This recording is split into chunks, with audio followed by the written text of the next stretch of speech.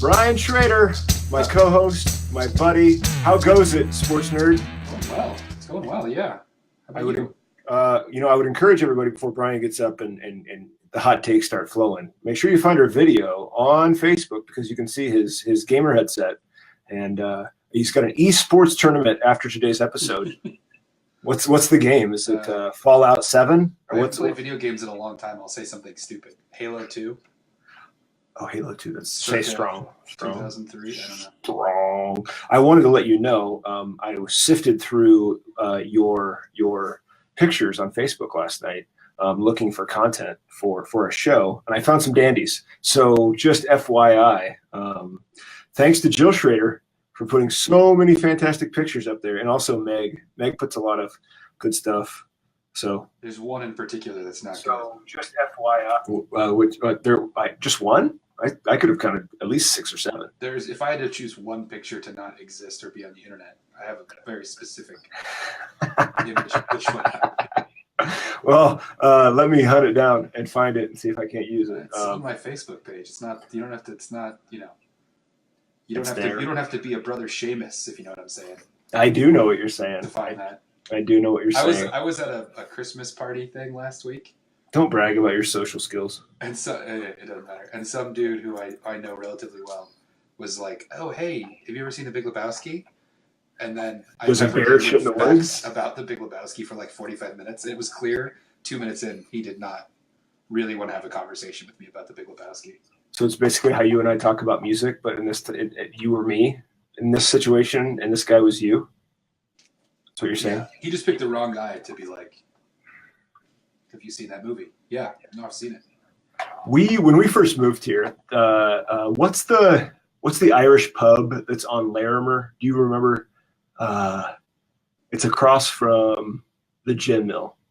And I can't think of the name of it, but they used to have a Lebowski trivia contest every year, and you had to go dress up. Catherine and I did it one time. We think we got top 5.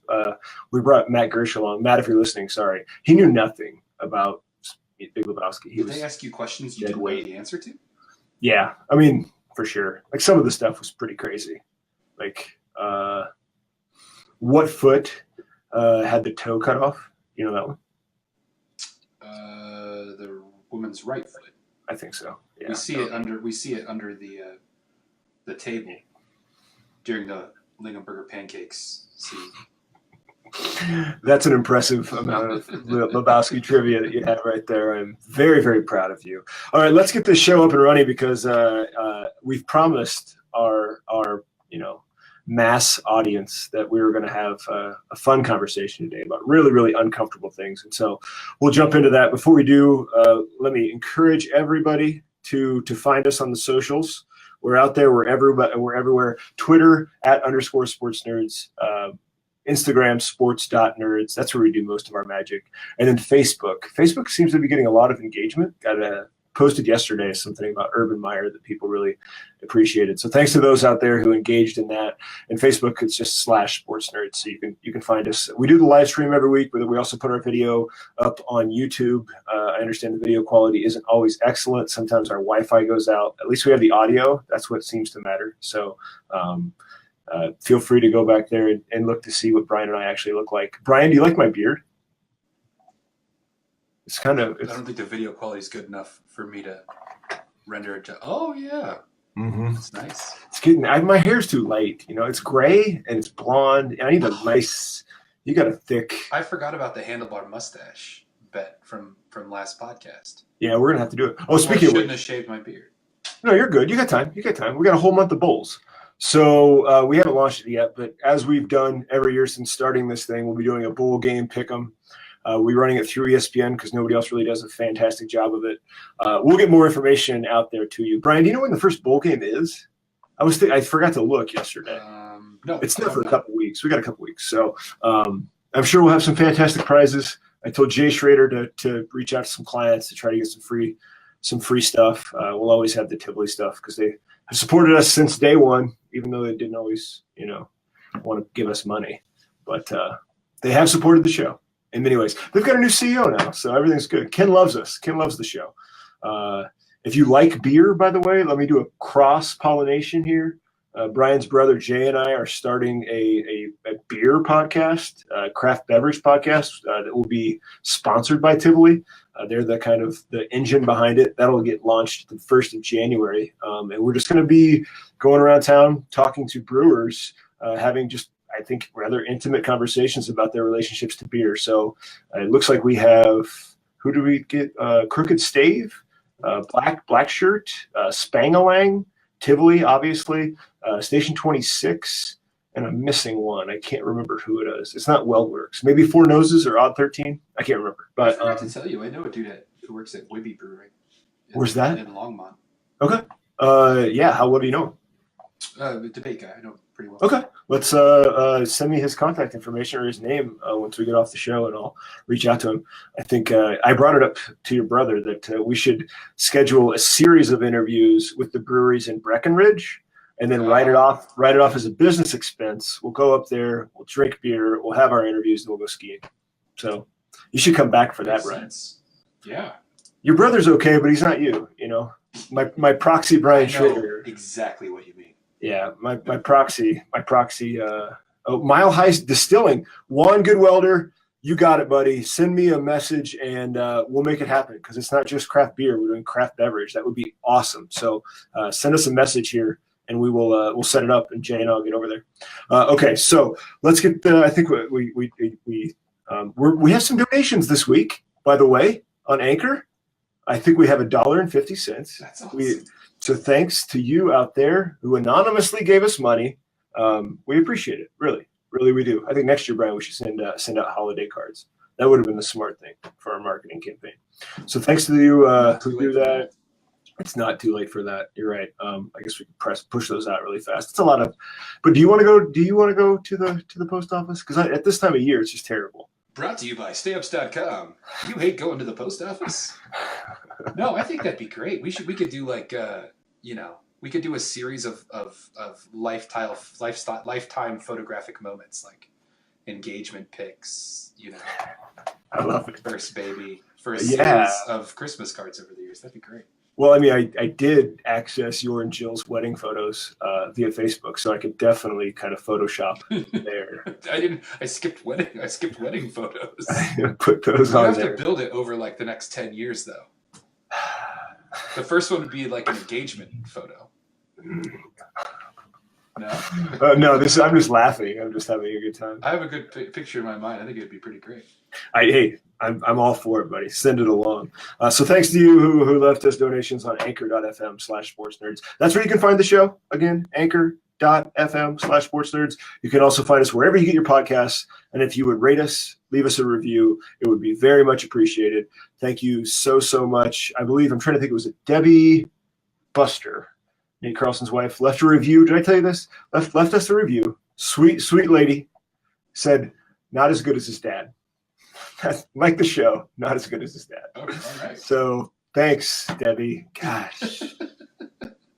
I know I can't be my father. He's been doing it for a lot longer than I have.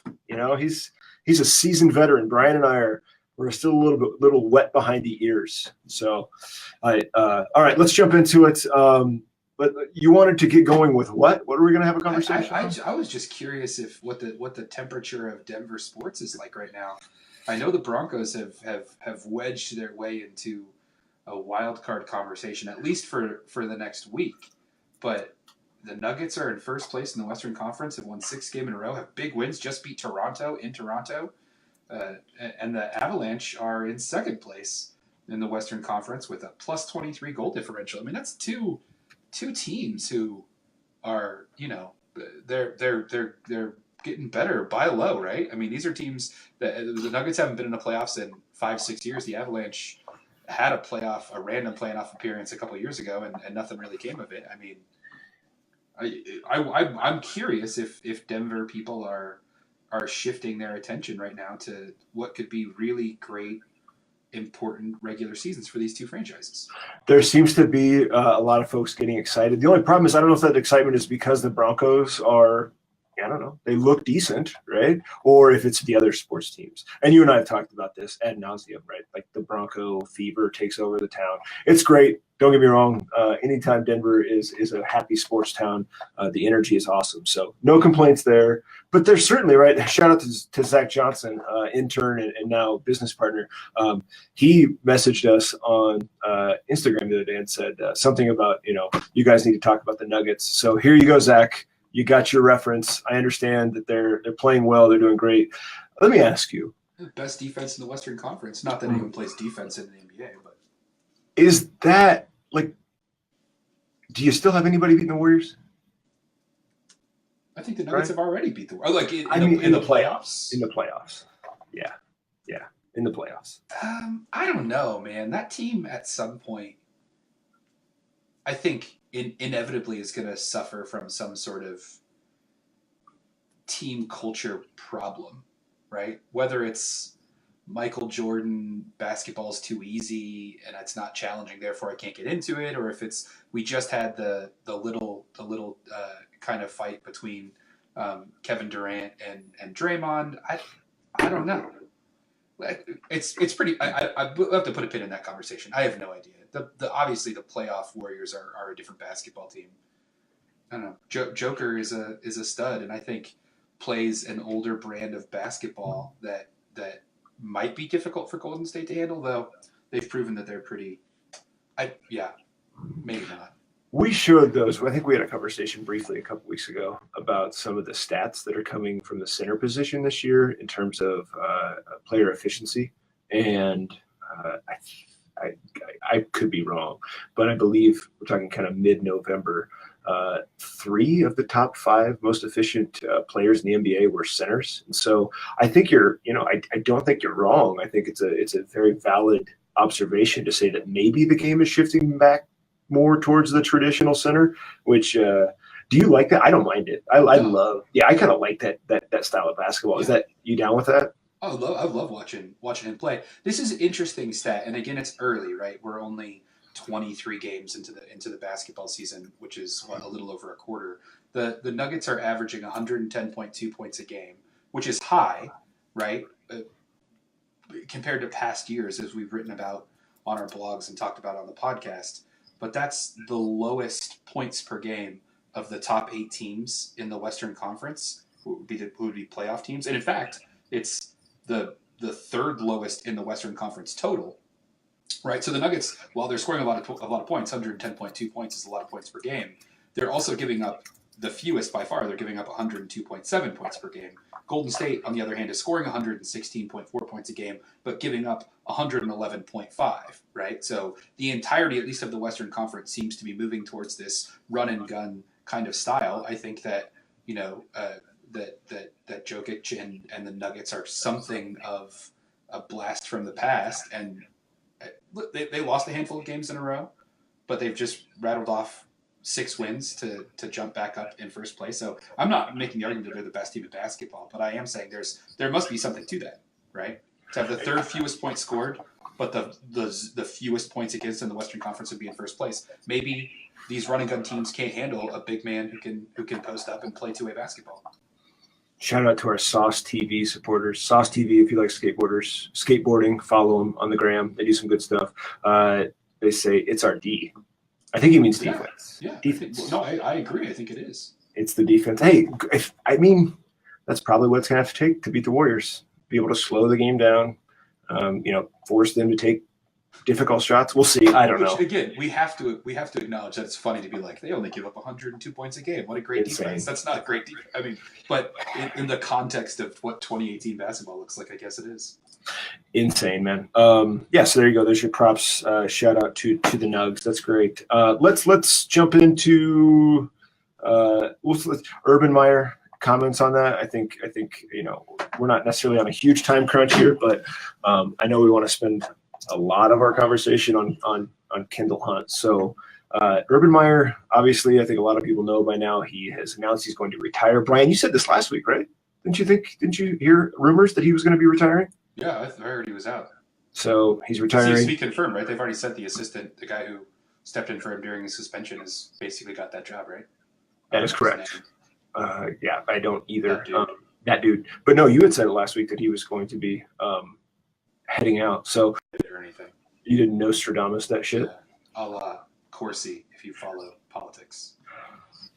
Can you explain that reference to me? That's the guy who said that he just figured out that WikiLeaks was going to dump all this information about hacked emails, as opposed to got that information from Julian Assange. Whatever, it doesn't matter.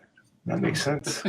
Julian Assange could be here in the States pretty soon, according to that Axios article you sent me. Yeah, we'll welcome him with open arms. Okay, so the thing is with the Urban Meyer story is that he has done this before, right? He left Utah to go to Florida. He left Florida saying he had health concern. He was retiring for health reasons. Spent a year on ESPN, comes back, goes to Ohio State, which is probably where he wanted to be when he began his career, and now kind of same thing, health issues. I think people are upset because they're just assuming that Meyer is going to take another job. I don't know how to read this. I think I get upset because mostly fans will defend Urban Meyer based on his record and his winning. And so all of those things get used linguistically or discursively to kind of explain away or to brush over the fact that he's made a lot of, questionable judgments in terms of personnel and how he's handled players. And most recently, right, with the Zach Smith situation, how he handled that domestic abuse, domestic violence situation. So I think to me, that's the problem. I think it's odd that we spent Monday and half of Tuesday, maybe all of Tuesday, and by we, I mean the media, celebrating the career of Urban Meyer and what he's done.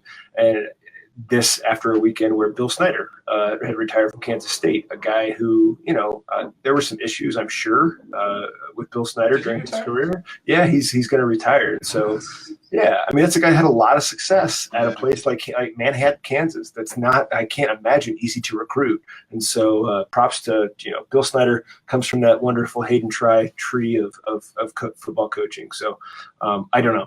What's your take on things? Yeah, I don't know, man. Urban Meyer is such a weird character for me. When he left Florida, there seemed to be all this back and forth where I think he was making the same noises, like, I'm not coming back. It's not good for my health. It's not good for my family. Coaching is the reason he was leaving is because of his personal relationship to coaching, not about Florida or anything like that, right? It was football coaching, qual football coaching, not any of the other stuff that was going around that pushed him out. And that's kind of the same stuff he's saying here. So it makes it hard to take him at his word when he says he thinks he's done. I've seen rumors on the social medias that, he's going to end up, Green Bay's head coach by the beginning of next year and different things like that. It's hard to imagine that he's really thinking about just the football stuff, not the suspension and all the kind of, media stuff that went on about him and the assistant coach and the domestic violence charges and all of that. I think your point is correct, right? That it's very complicated to try and remember coaches just for their on-field accomplishments, particularly when they're surrounded with other issues like that, right? I mean, it's hard to divorce him and Florida from the Aaron Hernandez stuff, which you've mentioned before.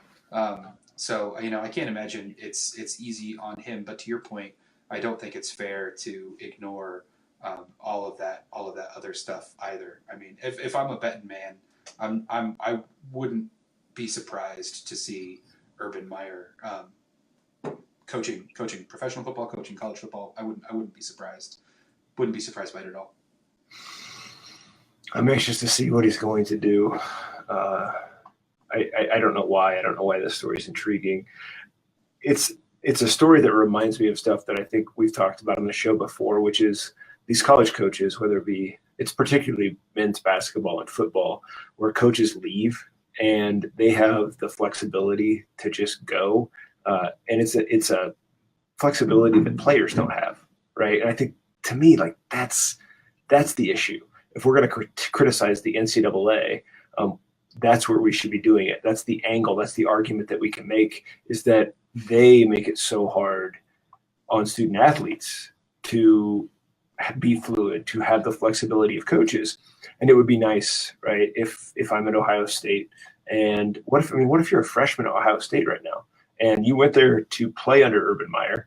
And, obviously there's going to be a decent coach who's taking over after him, but it's still, that's not who you came to play for. But if you wanted to go to Michigan or you wanted to go to Iowa, you would have to sit out, right? It would be a much, much more difficult process. And I guess I just don't understand why players don't have that same freedom as coaches, especially if they are those kind of high-level talents with a clear path towards the NFL or towards the NBA. Because let's be honest, I don't think that folks there's a small percentage of those Division I athletes who aren't there to get the education. I think that's fine, right? Because that small percentage probably deserve to go to the NFL or the NBA, and they should be given, I guess, the flexibility to continue with their education, but also to continue their play elsewhere if we're going to give coaches that flexibility. Yeah. I mean, I know that recruits can change their commitments, right? If you were a prospect and you got a recruit and you committed to Ohio State and Urban Meyer leaves, then they can change. Is there nothing carved out for players who he also recruited? That, a redshirt freshman, they have to sit out a year if they transfer. Even in the case of a coach leaving, huh? So it's up to the school has to release the player. They have to release them from their scholarship. And they're not going to release them to go to Michigan or to Penn State or to Iowa. That's the problem, right? Interesting. They're not going to let them go there. So, yeah, right. I mean, this has happened before. I don't know which conference, but, coaches who have I think it's actually been in basketball where a coach will not release a player because that player wants to go to a rival within the conference, but they'll say, okay, you can go elsewhere. I don't know, man. Like this is the blog that I wrote last week, and folks, I encourage you to have a read, not because it's great, but because I think it forces you to think about the whole situation from a different angle. Is that coaches get let off the hook too often, not just in this situation, but in recruiting scandals, in CD booster situations, all this stuff. It's the coaches who I think we should hold to a higher level of what's the word I'm looking for, right? A higher expectation than a lot of these 18, 19, 20-year-old kids. It's not that they shouldn't be good people. That's not what I mean. But yeah. I mean, if you're a 45-year-old adult, you should be more thoughtful about your decision-making in ways that if I'm a broke, college kid, somebody offered me $15,000, that's life-changing. And so it's like, okay, let's think about intentionality here and the thought process that goes into the decision-making of these people. And maybe you go, oh, right, the coach has more history, has more understanding, should have a stronger moral foundation to make the right choice. And it's a larger conversation. Yeah. No, I mean, this time of year, we always have a lot of the same conversations. You were texting me. We were texting about this stuff going on in college football, where we're at the time of the year where college kids who have the choice to go to the draft, to enter the draft, or who are clearly going to go pro, are deciding whether or not to play in bowl games, right? Mm-hmm. Should I play in a low-level bowl game as opposed to, trying to make sure I don't hurt myself and preparing myself for the combine and for the draft and that sort of stuff. And in those moments, people are like, "Oh, come on, man! It's it's all about school spirit. I can't believe you're turning your back on your team and that sort of stuff." And you expect this, kind of this higher loyalty to steal a political James Comey sort of hot button term from the past year. But at other times, you want to treat high school kids or college kids as sort of immature, younger, adolescent sort of kids. I don't know.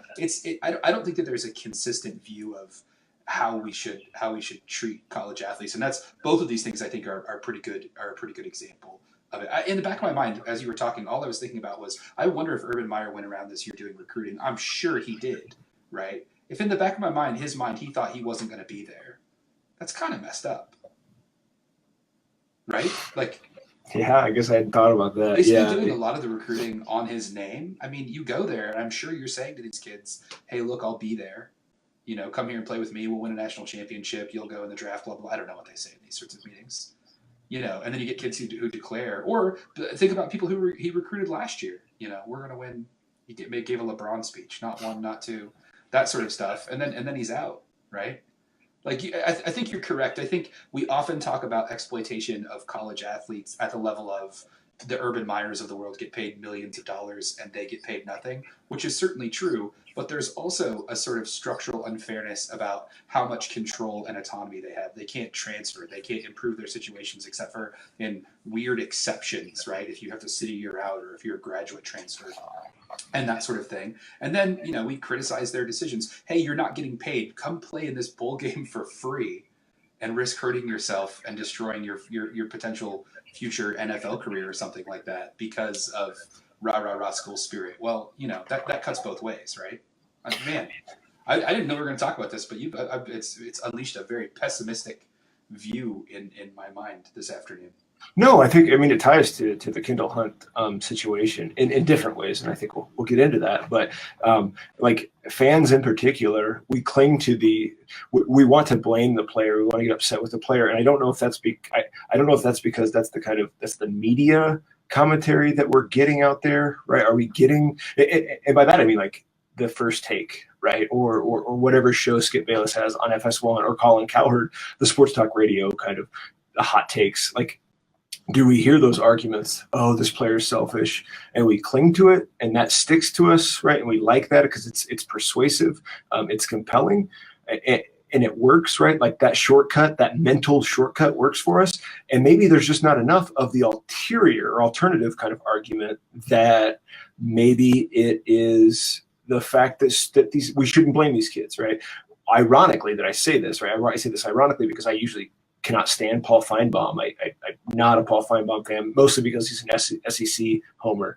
But this morning, I was watching, I think First Take, I can't remember what show it was, and he had said, right, that you can't blame these kids. You can't blame these kids because there's a slew of them, right? Noah Fant in particular from Iowa, with me being an Iowa fan, who will sit out the bowl game. But I think Clemson actually has a quarterback who's going to be sitting out a potential national championship or a national title run. But like at the same time,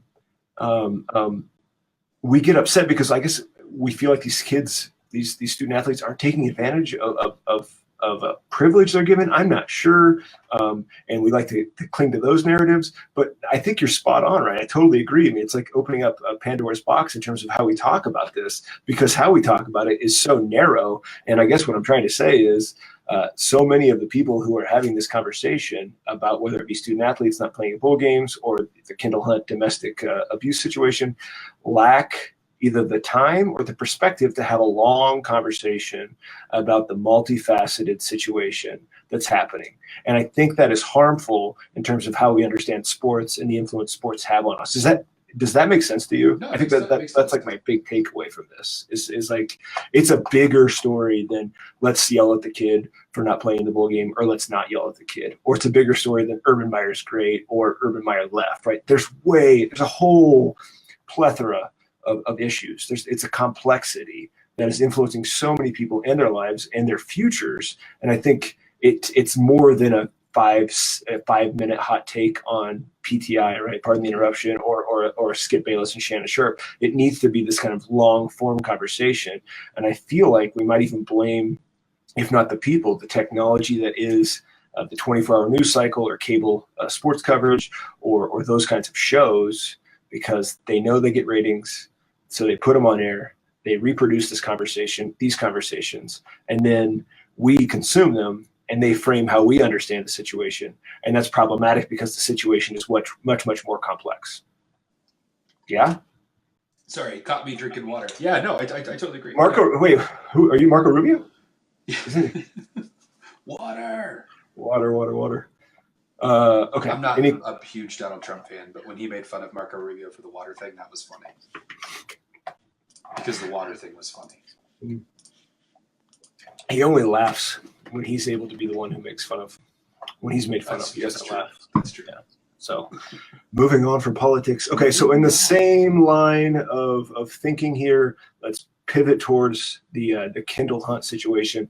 I want to clarify the connection between the previous story about Urban Meyer and this, because I think the reason why I'd say that, I sent you an article in which I can't remember who it was from Deadspin, was talking about the issues with framing this as domestic violence when in fact it's not, and how when we frame the story as domestic violence, it adds all of these things to it that limit the ability to have a much larger conversation about violence in general, man on woman violence, all these things. And I think the takeaway. Let me pull it up. Sorry, and then I'll let you kind of I'll let you take the lead in terms of our initial conversation about it. I want to make sure you get the author, Diana Muskovitz.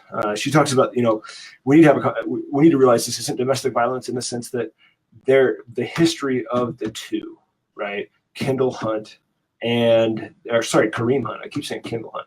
Kareem Hunt and the victim was non-existent. It had happened that evening. And so therefore, when we think about it as just a blatant act of violence with kind of a victim that we don't talk about, that is even more, I don't want to say harmful or problematic, but it is certainly like more obscene, I guess, more random, more problematic. It's more, that's not the word. There's a different level to it, I guess is what I'm saying, right? And I think she's saying that the NFL would have handled it differently had it been understood that this is just a random act of violence. It doesn't fit into the narrative of domestic violence. It's not that she's that kind of victim who keeps going back, because I think we like to, Diana's kind of mentioning this. We like to use that narrative of the woman she keeps coming back, she keeps returning. And so therefore she's kind of deserving of this domestic violence. I'm not saying that you and I agree with that. That's not what we're saying. But I think that narrative functions that way. And so if we were to think outside of this narrative, that's just this random act of violence. It's like, holy shit, right? This dude doesn't need to get a second chance. He needs to potentially be in prison. And that's, again, Kareem Hunt, not Kendall Hunt. It's Kendall Hunter, I can't remember. Is he the one? That's Joe Mixon, who also beat somebody up. So anyhow, a little background if you're not aware. Kareem Hunt had kicked, pushed a woman, slapped a woman, punched a woman. I can't remember.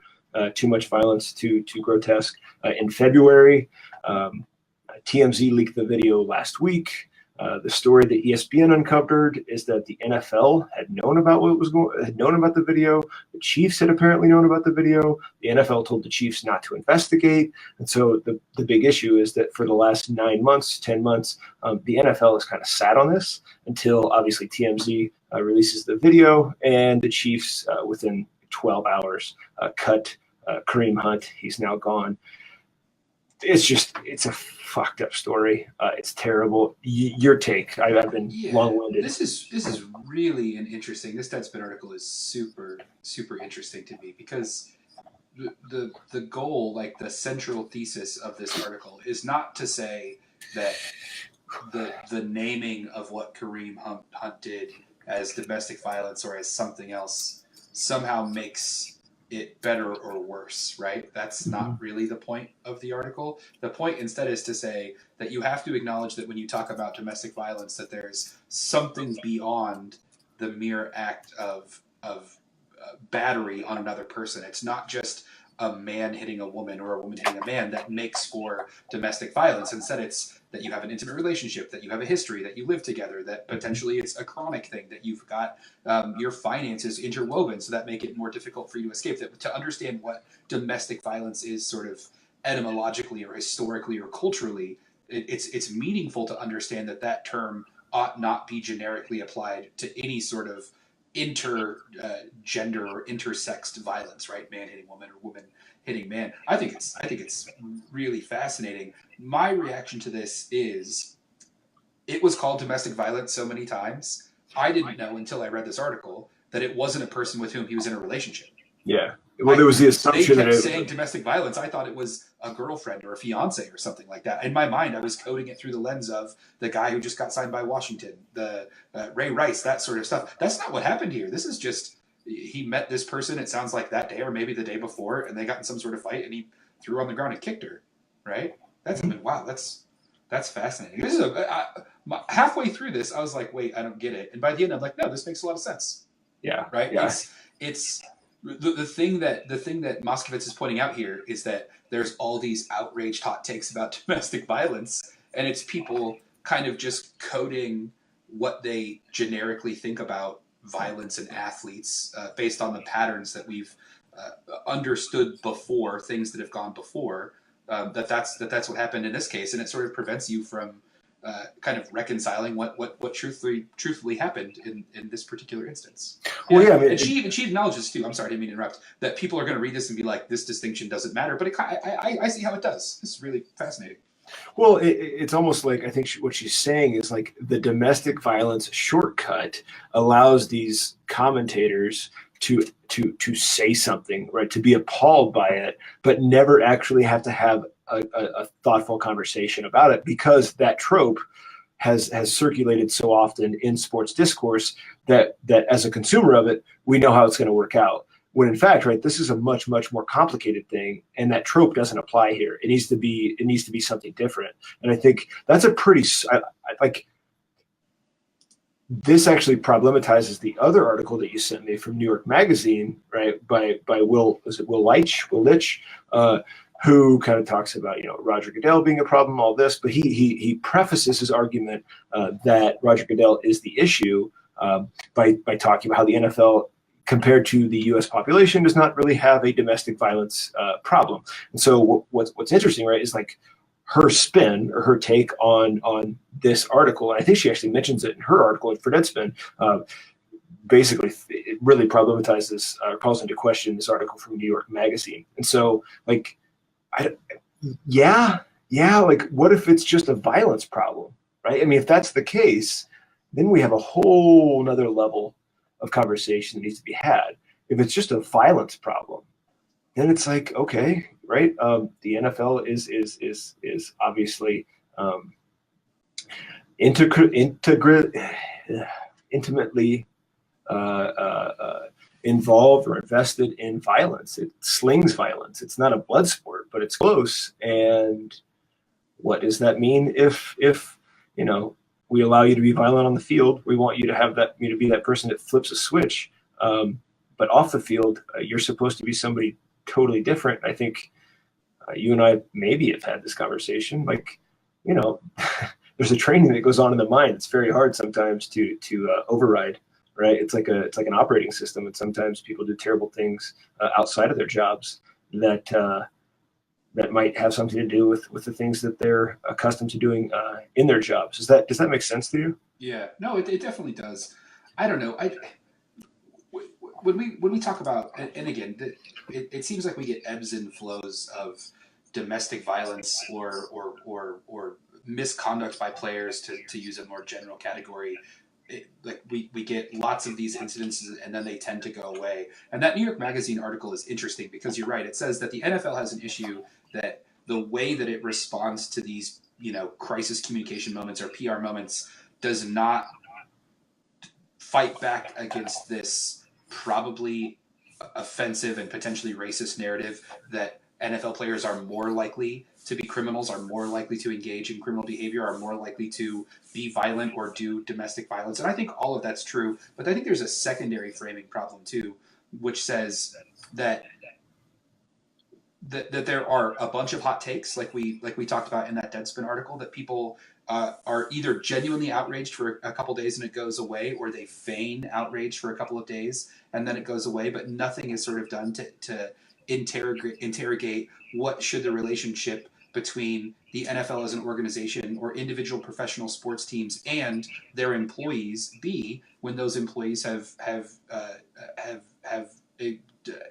exhibited behaviors or have conducted themselves in ways that are ethically problematic, right? And the question is, where do we want to cast blame? Do we want to say it's the ownership's fault because they're willing to sign these players, a la our conversation from last week? Do we want to say it's the NFL's problem for failure to suspend people or to regulate or establish a culture where this stuff kind of won't be tolerated? And I wish I knew what the answer to the question was. I sent you a different article that I thought took a really interesting take on this. It talked about sort of Jason Witten calling out Washington on Monday Night Football for being willing to sign the guy's name who I'm blanking on right now, but Reuben Foster. There you go, Reuben Foster. But at the same time, this article says at the same time, Witten had no problem sort of celebrating Adrian Peterson during that exact same game, which points to the problem of when are individual players willing to speak out against their own teammates? When are they willing to speak out against players who are in the same league as them but are on different teams? And this is an article from WEEI, which is a Boston sports radio thing, kind of weird. But they sort of suggest that it's bizarre when players are willing to sort of hold their teammates or their fellow, professional athletes to account, right? Inside one of these articles, it talked about how Patrick Mahomes said he was fine with Kareem Hunt getting the boot because, that's not the way that we do things. And, we're not down with that sort of behavior. But at the same time, this is something that ostensibly everybody knew about. It sounds like a lot of people knew about. I can't say for sure Mahomes did, but a lot of people knew about beforehand, right? The other examples in WEI article are, people in professional baseball who are willing to criticize other teams for signing people who have, committed crimes or used steroids or had, had violent behavior. But when their own team signed those players, they're not willing to say anything about it. The good example was how come Jason Witten's willing to say something about Reuben Foster as a commentator on Monday Night Football, but didn't say anything about UFC fighter for Dallas. What was that guy's name? Greg Hardy. Greg Hardy. Mm-hmm. Right? Why didn't he say anything about Greg Hardy? In fact, he did. He said that guy works really hard or something to that effect. Right? So is there a cultural problem where there needs to be a willingness at, I guess, a more kind of grassroots level for players to be like exhibit pressure on your team, on your ownership, on whoever to not sign players who've exhibited problematic behavior? I don't know where the buck stops, right? Is it with the individual player? Is it with the organizations? Is it, is it a broader cultural problem? And a lot of these different articles that we read and talked about for this week are really about asking that same question. I wonder, I'm not to say, I think you and I are on the same page, or at least we're coming at this from the same angle, in that there's a larger cultural issue, and that culture might be as small as the NFL. It might be as small as an NFL team. It might be as large as sports, that is actually fueling the violence that we're seeing or the abuse that we're seeing. And I'm not, that's not what I like. It's not an apology. It's not forgiving what these men have done. But I think that begins to make some sense, or it helps us make some sense regarding how these people do these things, like how they legitimate or make sense of what they're doing as okay. I have a hard time, right? As much as I had said about kind of violence and anger 5 or 6 minutes ago, I have a hard time thinking that some of the things that these men are doing is not thought out, right? I understand you're in a rage and you're angry, but I have a hard time thinking there's not a decision-making process that goes on. And what's interesting is I want to apply this story, right, or use this story to connect it to Ben Roethlisberger, because I was reading up last night on Roethlisberger and his situation, because I think we always – there's a racial component to this, don't get me wrong, but I think for some reason, right, we actually not for some reason, we move past these stories so fast, and we move past the Ben Roethlisberger story just as fast. I mean, he got suspended in 2010 for off the field immoral activity. Basically, right, he sexually abused or raped a woman. There wasn't enough evidence to convict him of that, but the woman refused to change her testimony, unlike the previous woman who he had, I think, 4 or 5 years earlier, also sexually abused or raped. She did recant and say that it didn't happen. I think that was in Lake Tahoe. But the most recent case, she refused to do it. There was not enough evidence to kind of prosecute, Ben Roethlisberger. But it's like I think so many of these athletes they've been encultured, right, or enculturated or raised in an environment where whatever they do is accepted, whatever they do is okay, because people forgive them for it or they look past it. And I think that begins at the level of the college athlete that you and I were talking about previously on the show, and it may even begin in high school, right? You probably went through something different, Regis, right? But I'm sure, right, a lot of the schools or a lot of the programs, whether it be college basketball or college football, there is a blind eye, yeah, right, that is used to pretend that this stuff doesn't happen. Yeah, there was baked in privilege being a D3 runner for a semester. I can say that. Yeah, probably so. There was, no one told me. Hey, I think that was a great show. I know you got to run to your meeting. Do you have any closing comments? Yeah. Go ahead. That podcast you sent me, what's it called? Burn It All Down? Burn It All Down, yep. Did a bit on this. It's a week or two old at this point. That was about how do these quote unquote redemption stories get framed, right? And should we see Adrian Peterson at the end of a redemption sort of cycle? And I think it fits in nicely with this conversation of how do we assign blame? How long does our outrage sort of stay attached? And does the cycle that we seemingly go through, I pointed this out earlier, that it seems to be cyclical, that every couple of years we get, the Ray Rice and the Greg Hardy thing, and then we've got Adrian Peterson about the same time or pretty soon thereafter. And then now we've got a cycle where these things are coming in twos and threes. Again, it's clearly not, the way that we're reacting to it clearly is not doing anything to change. I don't know if it's a culture problem. I don't know if it's a team problem. I don't know if it's an NFL problem. I don't have the answers, but clearly doing the same thing in response is not getting the job done. I think they sort of take a look at this from the future looking back, right? Mm-hmm. They're saying, what happens when someone goes through something like this and 5 or 6 years down the line, we want to paint them as a success story, someone who's turned their life around. And what is the responsibility when we talk about those things or write about those things from a journalistic perspective? It's an interesting read. Listen podcast. I think, I know we got to wrap this up.